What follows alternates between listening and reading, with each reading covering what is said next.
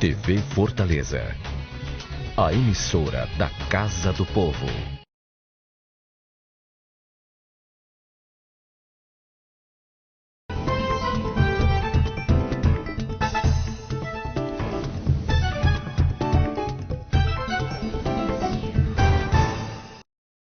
Olá, está no ar o plenário da cidade. Hoje recebemos o vereador Lúcio Bruno, do PDT. Lúcio Bruno é formado em administração e pós-graduado em gestão pública.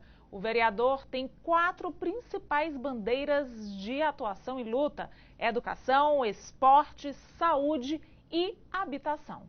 Bem-vindo, vereador. Obrigada por sua presença aqui no plenário da cidade. Obrigado, Clarissa.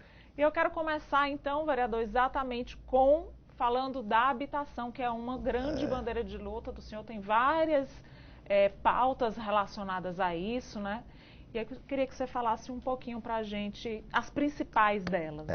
Na realidade, a habitação, eu costumo dizer, e aí eu vou aqui fazer um breve histórico da minha experiência com habitação. Eu passei 7 anos, 6 meses sendo secretário do Roberto Cláudio, ex-prefeito Roberto Cláudio, e uma das pastas que eu me envolvia mais e colaborava mais na gestão, embora eu não ser secretário de habitação, era na pasta da habitação. E habitação não é só habitação. Às vezes a gente fala habitação e a pessoa pensa que a habitação é só a construção de um residencial. E não é. A política de habitação, elas são 3 vertentes. Ela tem a habitação, que é exatamente a unidade habitacional. Ela tem a melhoria habitacional, que é uma reforma na casa, né? Normalmente é uma construção de um banheiro. São aquelas pessoas que ainda hoje, incrível que pareça, ainda não tem um banheiro na sua casa. E a outra é a regulação fundiária, que é exatamente dar o papel da casa, a escritura e a posse de fato para aquela pessoa que há muitos anos precariamente mora na casa, é de fato o dono da casa, mas não é de direito porque não tem um papel. Então são essas 3 bandeiras, essas 3 vertentes que eu falo aqui em habitação.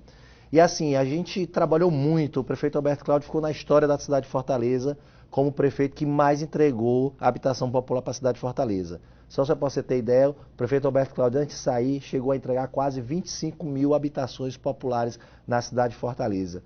Eu me recordo que quando a gente assumiu a gestão, existia um dado dizendo que o déficit habitacional de Fortaleza eram 100 mil famílias.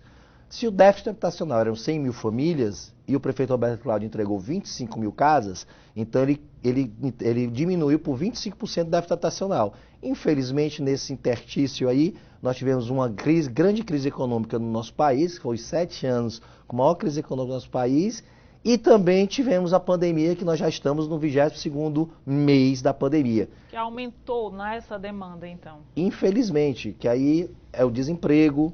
Eu costumo dizer que após a pandemia, aumentou, pelas pessoas terem perdido o emprego, ter sido desempregado, aumentou o número de coabitações na cidade de Fortaleza. O que é a coabitação? É quando o filho sai de dentro de casa da mãe e passa a alugar uma casa.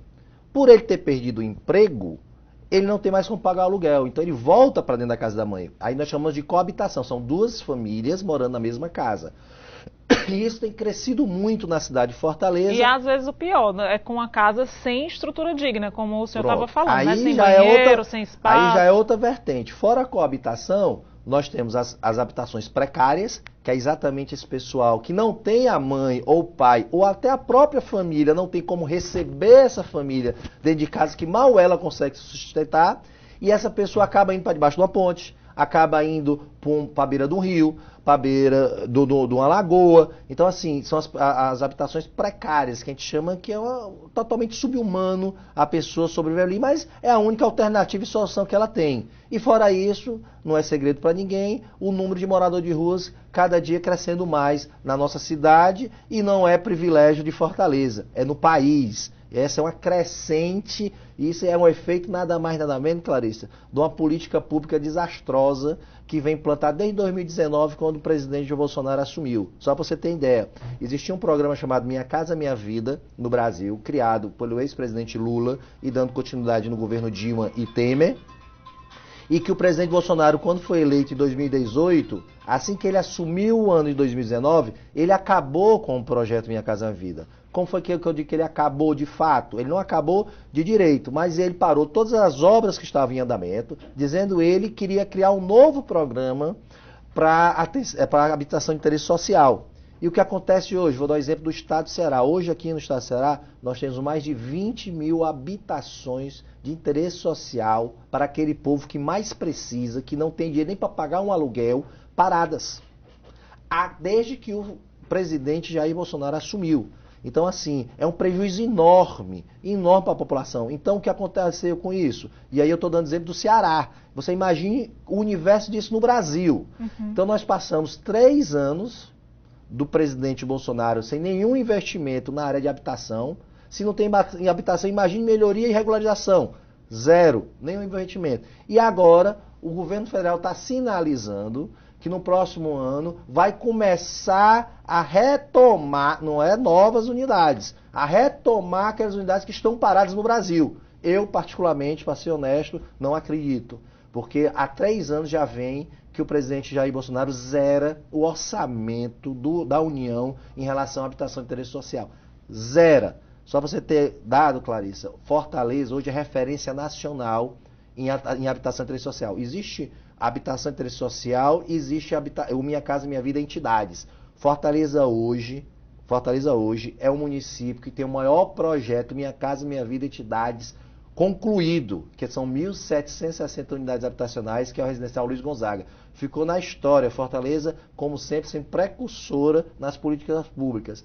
Infelizmente, esse governo não olha para quem precisa. O foco deles é trabalhar para a faixa 3, para quem ganha de R$6.000 para cima. Não estou dizendo aqui que quem ganha de R$6.000 para cima não tenha direito a comprar sua casa, não. Tem direito a comprar sua casa, claro que tem. Mas eu acho que um governo, ele tem que atuar e trabalhar para quem mais precisa, que é a maioria da população. E isso ele não vem fazendo, pelo contrário. Infelizmente, a maioria da população está abaixo disso. E não é só na habitação, são em todas as políticas do governo Bolsonaro. Se a gente for analisar, eu sou um crítico do governo Bolsonaro, mas quando eu critico números. Então, quem acompanha as sessões plenárias, vê que os meus discursos, os meus pronunciamentos, eu sempre trago dados, para não ficar só na retórica, só na questão da fala, do discurso. Eu sempre trago dados, mostro, ó, antes era assim, agora está assim. Por exemplo, o governo Bolsonaro foi o governo que menos investiu na educação nos últimos 20 anos. E esse ano ele ainda vai diminuir mais ainda o orçamento da educação. Isso é um absurdo. Então, para quem esse cidadão está trabalhando? Para o povo que precisa, não é. Então, assim, a habitação popular, eu costumo dizer que todas as políticas públicas, eu considero a habitação popular aquela que dá mais dignidade à família, porque ela dá uma casa. Olha, tem história, eu ando nos conjuntos habitacionais, eu ia conversando com uma senhora de 83 anos de idade. Ela disse que é a primeira vez que ela tem um quarto, só para ela. Depois de 83 anos, é a primeira vez que ela chegou para mim e disse, meu filho, é a primeira vez que eu tenho um quarto só para mim. Já pensou, Clarice, se você escutar isso? Uma senhora com 83 anos, que já tem bisneto, passou a vida toda colaborando com a cidade, colaborando com o estado, colaborando com o país, e é a primeira vez que ela tem um quarto só para ela e estava morta de feliz. Então eu digo que a habitação popular é a política que dá mais dignidade a uma família, porque dá casa. Você tem a segurança que aquilo ali é seu e ninguém vai tomar. Ter a segurança que amanhã não vai chegar alguém batendo na sua porta e dizendo, ó, você não pagou aluguel, vá-se embora. De jeito nenhum, é dela. Então, assim, eu defendo a habitação porque eu acredito e o meu mandato aqui, e eu passei a campanha toda me propondo a trabalhar exatamente as 4 bandeiras que você citou aqui no começo, e uma delas a habitação, porque o meu mandato aqui eu quero fazer e continuar fazendo para quem precisa. Eu costumo dizer, eu vim aqui para que as coisas continuem acontecendo da maneira correta, as prioridades sejam as corretas e trabalhar para as pessoas que precisam, para quem precisa. Não estou dizendo que a gente não pode trabalhar para todo mundo, eu acho que a cidade tem que ser construída para todos. Mas o poder público tem que dar uma olhada, botar uma lupa naqueles que não têm a oportunidade que muitos têm e ele não tem. E aí entra o poder público é para isso, para dar oportunidade àquela pessoa que não tem. Vereador, e além dessa luta, né, dessa bandeira em prol da habitação, principalmente voltada à habitação popular, você também tem muitos projetos de incentivo ao esporte, né? Ao esporte nas escolas, para jovens. Cita algum aí pra gente. Olha, eu, quando comecei a campanha, E eu comecei a ter um diálogo com várias É esportista, pessoas. o senhor? Eu caminho, eu corro, caminho, já fiz karatê. Perguntei porque tem cara de alguma eu, coisa. Na minha juventude, de vôlei, Eu na minha juventude fui surfista. Eu pratico, eu jogo meu rachinha, meu futebol, uma coisa amador. Sempre pratiquei esporte desde criança, né? Então isso é muito importante. Eu era da época que não podia chover, que a gente ia pro meio da rua para bater uma bolinha, né? Que hoje você não vê mais isso. Eu era da época que tudo era a gente ia bater bola, ia pro colégio. Tudo era desculpa para um esporte. Pronto. Então assim, eu pratiquei praticamente quase todas as modalidades esportivas. Então assim, eu acho que o esporte é saúde, né? É saúde. Esporte é disciplina, né? Às vezes as pessoas têm um estigma, e aí eu falo aqui, a gente conhece muito o futebol, que a paixão do brasileiro é o futebol, né? Mas tem o vôlei daí dando exemplo, tem o skate, tem vários. Hoje, o esporte na cidade de Fortaleza, no Ceará e no Brasil, são várias modalidades. Então ele se destaca em várias. Tá aí as Olimpíadas dizendo isso, em várias modalidades nós levamos medalha, né? Vê aí o Mundial, várias. Então, assim, Fortaleza, o Brasil. Beach tênis está super em alta. O Brasil hoje é referência mundial no esporte. Qual é o grande problema?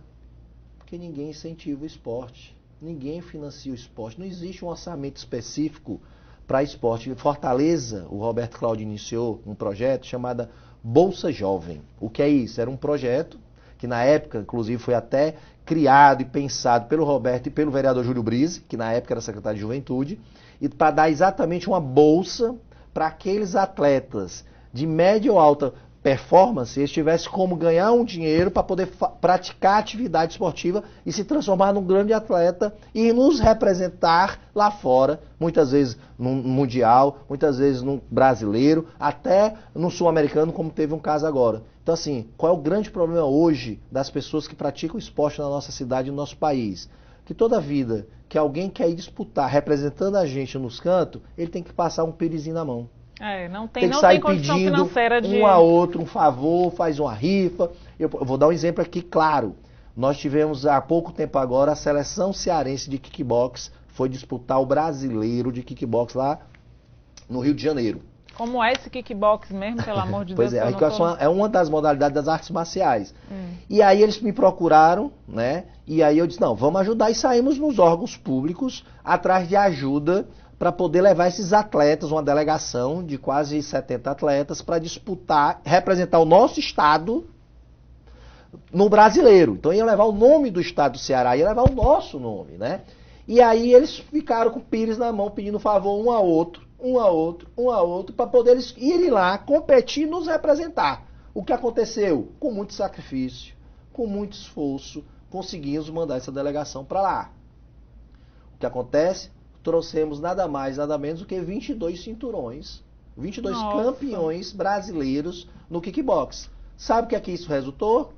Eles foram agora, em Cascavel, no Paraná, representar o Brasil no Sul-Americano. Que legal. Só para você ter ideia, todos medalharam. Todos que foram. Já pensou se não tivessem ido, né? Então, assim, o que é que eu acho esporte? Primeiro, volto a dizer, muita gente, quando eu comecei a campanha, não acreditava muito, e aí a gente não pode achar que a pessoa, que o desportista é desconfiado, porque campanha, quando chega na campanha, todo mundo promete fazer muita coisa, e depois que é eleito não faz nada, né? Infelizmente, a gente é taxado pelos outros, todos os políticos. Tem esse preconceito. Tem esse preconceito. E eu dizia muito que eu ia trabalhar a bandeira do esporte. E eu via a cara das pessoas meio estranha para mim. E eu o Roberto foi o primeiro prefeito que fez o primeiro aberto de artes marciais na cidade de Fortaleza, gratuito. Né? Então veio gente não só do Ceará, como veio fora do Ceará participar desse aberto de artes marciais. Porque artes marciais, quando você fala artes marciais, tem aquele estigma de violência, né? De agressão. Quando você diz artes marciais, jiu-jitsu, muay thai, taekwondo, karatê, judô, você já acha que é para você ensinar a criança bater, agredir, ficar agressivo, e não é. Eu, com o tempo que eu fui me envolvendo com essa turma aí das artes marciais, eu fui entendendo as coisas, como a capoeira. Olha, o que esses professores, o que essas artes marciais traz a disciplina para essa juventude não é brincadeira. Olha, eu era do tempo, Clarice, que quando eu estava sentado no ônibus, que entrava uma senhora idosa, eu me levantava para ela sentar. Hoje, o jovem está sentado na cadeira, Se entrar uma senhora idosa, ele não se levanta mais para ela sentar. Ou ele finge vai que a está viagem dormindo, todinha, né? Para não se levantar. ou finge estar dormindo, ou faz de conta que está no celular. Então, assim, acabou o respeito. A juventude cada dia mais, por causa dessa rede social, né? Essa questão... Eu estava assistindo um dia desse um desenhozinho lá em casa, com o meu netinho, e era uma bonequinha. A partir de 10 palavras que ela falava, 9 era palavrão. E eu fiquei prestando atenção, aí eu chamei minha filha, vem cá, minha filha. Ele adora esse filme, mas você está prestando atenção no que ele está assistindo? Então, assim, hoje a rede social, hoje a internet, hoje o mundo que está aberto para a juventude, que é só no clique de computador, está deseducando as nossas crianças. Nós estamos competindo com o mundo. E assim é nas escolas, assim em todo canto. Então hoje, e aí quando eu digo as artes marciais, ela disciplina. Você vê um aluno de artes marciais, ele passa novamente a voltar a isso, a respeitar o outro, a respeitar os mais velhos. E isso é o professor que faz, mostrando disciplina. Então, às vezes, você acha que artes marciais tem um estigma de ser uma coisa violenta, e não é. Eu tinha esse estigma, e hoje eu tenho outro. Então, assim, eu apoio o esporte, porque esporte é saúde, esporte é disciplina, e olha, muita gente só tem a oportunidade de crescer na vida através do esporte. Ó, a única coisa que me deixa triste, que me deixa muitas vezes assim preocupado, é essa falta de incentivo ao esporte no nosso país. Olha, eu não vou dizer aqui Ceará, não vou dizer Fortaleza, vou dizer nosso país. Não tem orçamento para esporte no país. Vereador, vou precisar fazer um rápido intervalo, porque a pauta do esporte é muito interessante, mas eu sei que o senhor tem outras pautas, então no próximo intervalo a gente fala sobre saúde e educação. É já já. A Prefeitura tem feito muito pelo esporte, mas para falar de tudo, antes eu preciso pegar um fôlego. Por todo canto tem uma areninha nova, levando mais lazer, saúde e movimentando até a economia. Só esse ano a Prefeitura vai entregar 14 novas areninhas. O programa Atleta Cidadão foi reformulado e ampliado. Agora oferece aulas gratuitas de 16 modalidades diferentes. Ufa! Pera aí que ainda tem mais. Tem o Bolsa Esporte, que dá uma ajuda financeira para atletas e treinadores correrem atrás dos seus sonhos. Prefeitura de Fortaleza, transformando desafios em novas conquistas. Estamos de volta com o plenário da cidade, que recebe o vereador Lúcio Bruno, do PDT. Vereador, a gente falou bastante sobre política de habitação popular e sobre incentivo ao esporte, mas o senhor também tem outros projetos na área da saúde e da educação, não é isso? Exatamente. Vou começar aqui pela educação, né? Eu tive o privilégio de dizer em todo canto que eu fui votado por uma boa parcela da educação, das pessoas que fazem educação da cidade de Fortaleza, e para mim foi uma honra. E eu dizia, quando alguns diretores de escola, coordenadores, chegavam para mim: Lúcio, a gente vai querer votar em você. Eu disse, pô, para mim é uma honra, nunca pensei na minha vida estar aqui, ser um parlamentar, estar representando uma categoria tão importante na vida das pessoas como são a educação. Então, assim, é um compromisso que eu tenho, foi uma honra muito grande, e eu espero mesmo cumprir à risca o que eu prometi na campanha. Então, assim, educação eu acho que é o pilar de tudo. Tudo passa pela educação. Tudo. Hoje, o profissional que tiver bem sucedido, do médico, engenheiro, arquiteto, seja qual for, ele passa pela educação. E eu costumo dizer que a educação é o futuro. Muita gente, eu escuto e eu fico indignado quando eu vejo um gestor ou com alguém falando que o custo da educação é muito alto. Olha, isso me dói tanto. Sabe por quê? Porque a pessoa que tem um pensamento que a educação é custo, não entende educação. É investimento, né? Educação é investimento. Nós estamos investindo no nosso futuro. São aqueles que vão nos governar daqui a pouco, que são essas crianças. Se nós não investirmos na educação e não dermos uma educação de qualidade para essas crianças hoje, que vão ser o nosso futuro, como é que vai ser o nosso país lá na frente? Como é que vai ser o nosso futuro? Então, é um investimento. Então, assim, eu fico assim abismado que ainda algumas pessoas dizem que o custo da educação é muito grande, é muito alto. Rapaz, isso me indigna, que assim, que eu fico tão indignado que eu fico assim, pensando, rapaz, então esse cidadão nunca estudou na vida. Então, assim, a gente tem que ter muita responsabilidade, eu acho que a gente tem que investir cada vez mais na educação. Fortaleza e o Estado será exemplo para o Brasil, Só para você ter um dado, em 2013, quando o Roberto Cláudio assumiu a Prefeitura Municipal de Fortaleza, não existia nenhuma escola de tempo integral em Fortaleza. Fortaleza era o penúltimo ensino do estado do Ceará. O Roberto Cláudio, quando deixou a gestão, deixou hoje a educação de Fortaleza com 50% das crianças em tempo integral. Deixou Fortaleza... Tinha muita evasão também, né? A evasão escolar é demais. Porque assim, existe a evasão e o abandono. Uhum. O abandono escolar é quando a criança não vai nem se matricular. A evasão é exatamente quando ela se matricula e durante um ano letivo ela deixa de ir. Uhum. O que é que o Roberto Cláudio criou à época? Criou uma busca ativa. Então, quando a criança passava 1, 2, 3, 4 dias sem ir para aula, aí alguém na casa da pessoa, da criança, para saber o que é que está acontecendo, porque é que essa criança não está indo para a aula. E com esse tipo de atitude, esse tipo de projeto, a gente foi diminuindo a evasão escolar. Fora isso, melhorando a qualidade do ensino, melhorando as condições das escolas, construindo novas escolas, fazendo com que a escola seja atrativa para a criança. Porque se a escola for atrativa para a criança, aí você diminui a evasão escolar. Então, assim, o nível de aprendizagem, principalmente da educação em Fortaleza, cresceu bastante. Se eu não me engano, não falha a memória, a gente passou a ser o 3º do Nordeste. Né? Hoje, Fortaleza, em relação a número de matrículas e na rede do parque escolar, só perde para São Paulo. Só São Paulo tem mais escolas do que Fortaleza. Então, assim, Fortaleza hoje tem mais de 500 equipamentos escolares em Fortaleza, entre centro de educação infantil, escolas de tempo integral e escolas comuns. Então, assim, hoje é um grande parque escolar que Fortaleza tem.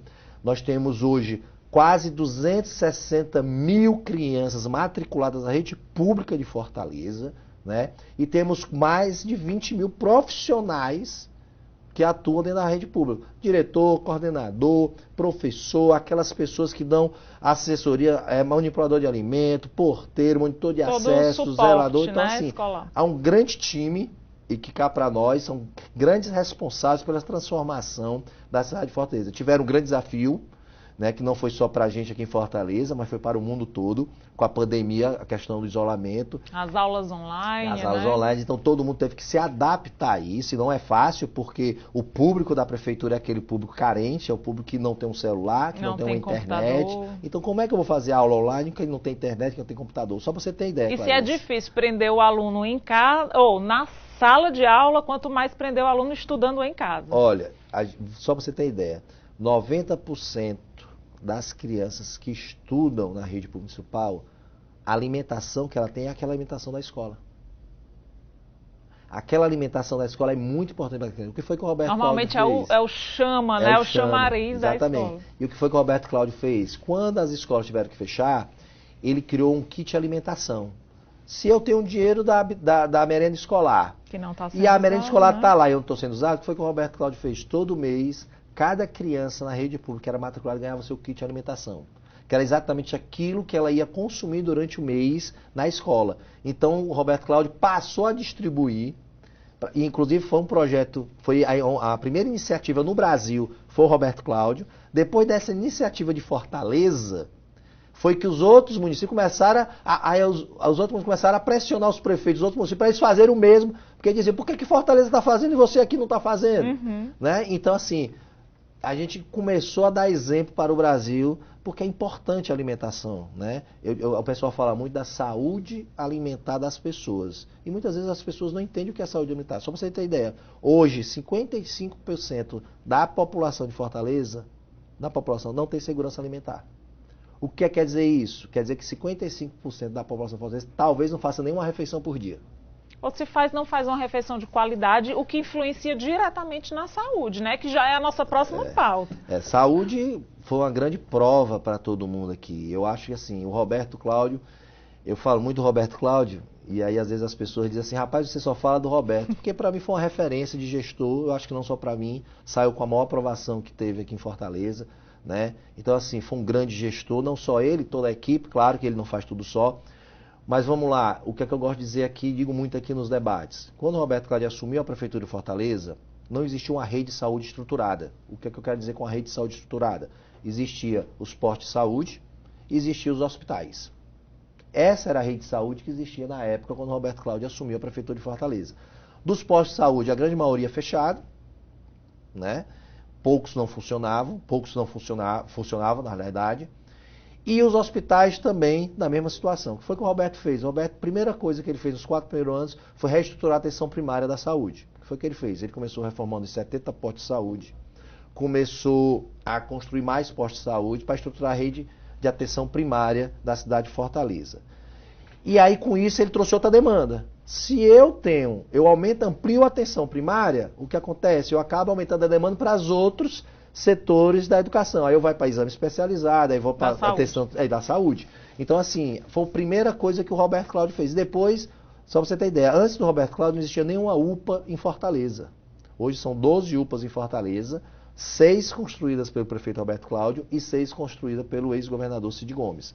E aí começou a se montar a rede. Hoje são 4 policlínicas na cidade de Fortaleza. Né? Hoje você tem os hospitais de menor complexidade e maior complexidade. Ele ampliou o IJF, fez o IJF2. Então, assim, hoje Fortaleza tem uma rede de saúde completa que você começa da atenção primária até a terciária de alta complexidade. Por que eu estou dizendo isso? Você imagina se a gente não tivesse essa organização da saúde da cidade de Fortaleza numa pandemia dessa. E eu me recordo que quando começou essa pandemia lá na China, começou pela China, nós já começamos a discutir essa pandemia aqui. O Roberto já começou a fazer reunião com o secretário dizendo, pessoal, vamos começar a se preparar, porque vai chegar. Em março do ano passado, quem não se recorda, foram os 3 primeiros casos de Covid no estado do Ceará, coincidentemente em Fortaleza. Por que em Fortaleza? Porque a primeira onda da pandemia, ela se iniciou em Fortaleza. De Fortaleza ela foi se propagando para o interior, diferente da segunda onda que pegou o estado todo. Uhum. Por quê? Porque vieram exatamente aquelas pessoas que vieram da Europa, que vinham da Europa. É o ponto de chegada, e trouxeram, né? Pronto, que a Fortaleza é hoje a porta de entrada para o mundo. Uhum. Né? Então, assim, começaram aqui. E ali a gente já estava discutindo a questão da pandemia. Aí veio a ideia de construir o hospital de campanha e foi muito criticado na época pela oposição. E só a oposição criticava, e é o papel da oposição, legítimo. Dizendo que por que construir um hospital no Presidente Vargas e não reformar um hospital que está parado. E na época nós explicamos, uma coisa é você construir um hospital temporário, hospital de campanha é uma estrutura temporária. O que quer dizer? Que ela tem data para começar e tem data para terminar. Terminou a pandemia, tem que desmobilizar. Se você vai comprar um hospital, é a estrutura definitiva. Por que a escolha do Presidente Vargas? Primeiro, o Presidente Vargas era central. Próximo do IJF, próximo de alguns hospitais que poderiam dar uma atenção caso lá no hospital de campanha não tivesse. Embora o hospital de campanha, graças a Deus, teve um êxito muito grande, salvou mais de 1000 vidas. Né?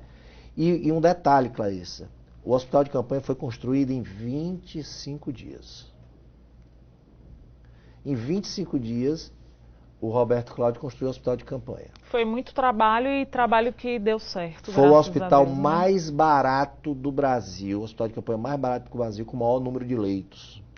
Salvou mais de 1000 vidas. O Roberto, depois que o hospital tinha nenhum paciente, ainda não ficou com o hospital aberto 50 dias.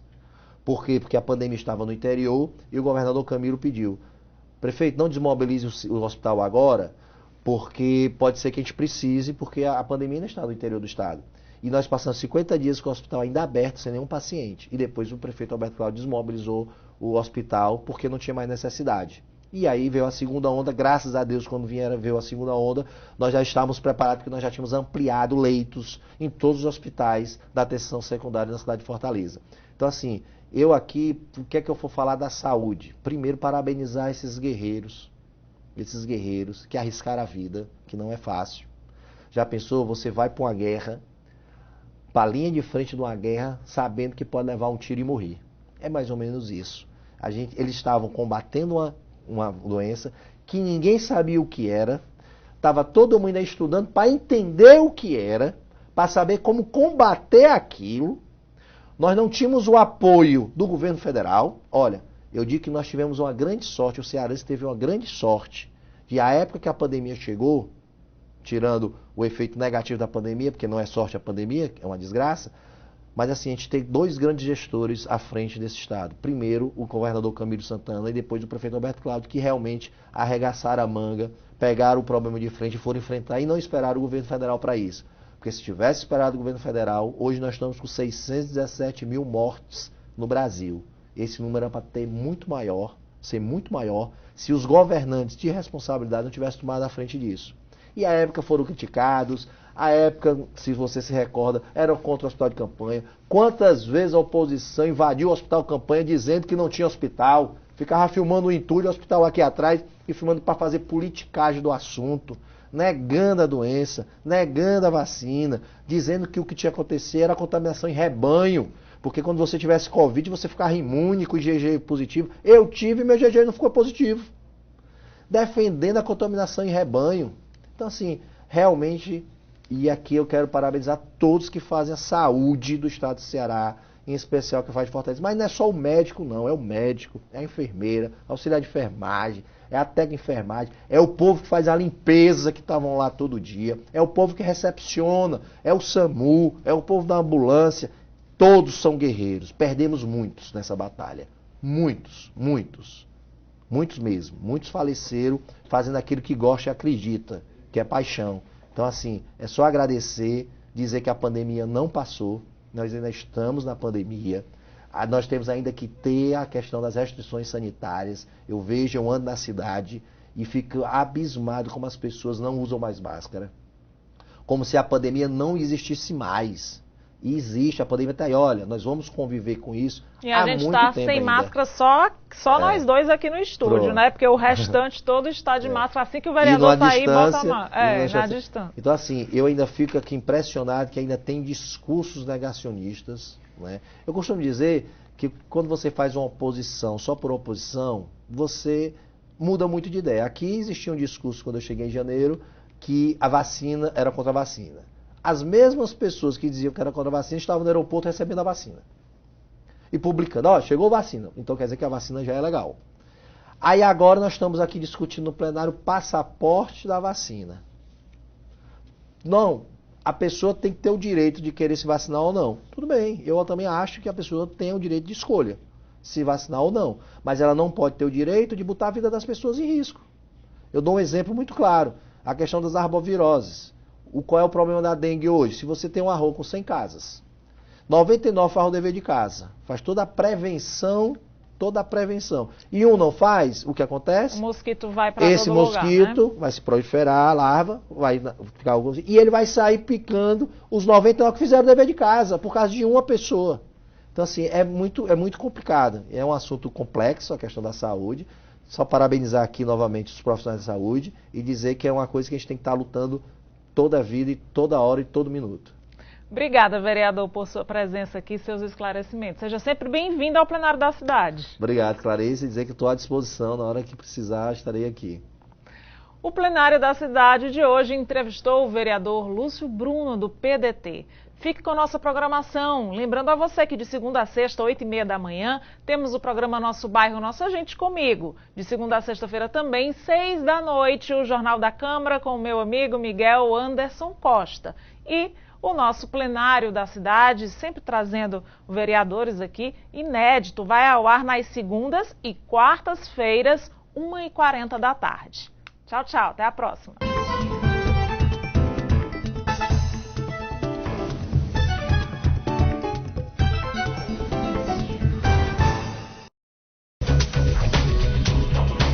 TV Fortaleza, a emissora da Casa do Povo.